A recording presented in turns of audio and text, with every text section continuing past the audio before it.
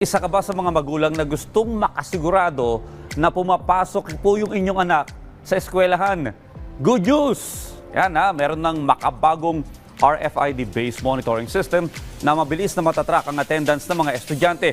Peace of mind kung maituturing para sa mga magulang. Panoorin po natin ito.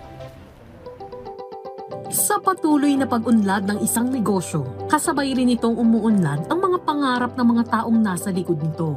Mula sa maliliit na hakbang, unti-unting nabubuo ang mas malawak na oportunidad para sa mas matatag na kinabukasan. At pagdating sa digitalization, may isang negosyong nakakasabay sa mabilis na pagbabago ng panahon. Today is a proud and meaningful milestone as we open our doors, not just a software company, but as a trusted partner, okay, in creating smarter, more secured environments, especially for our schools, students, and their families. Ipinakilala sa event ang isang RFID-based monitoring system para sa mas ligtas at mas mabilis na attendance tracking sa mga paaralan. Layunin nitong magbigay ng mas mataas na antas ng seguridad sa mga paaralan upang masiguro ang kaligtasan ng mga estudyante at mabigyan ng kapayapaan ng loob ang mga magulang. Ang kagandahan ng ating technology is kahit saan po kayo sa buong mundo, nano-notify at namomonitor ang ating anak kung ito ba ay pumapasok sa school o hindi. So we make schools safer. Bakit safer? Kasi hindi makakapasok yung mga tagalabas.